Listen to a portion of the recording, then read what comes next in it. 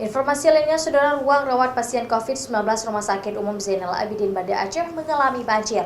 3 pasien yang sempat dirawat di ruang isolasi ini terpaksa harus dipindahkan ke ruang RICU.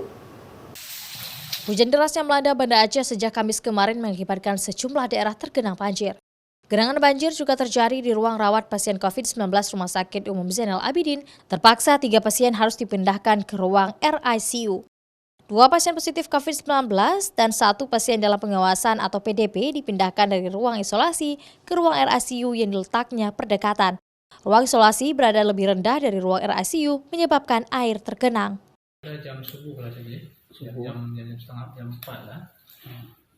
Opera dari orang pagi. Ya, dipindahkan ke RICU.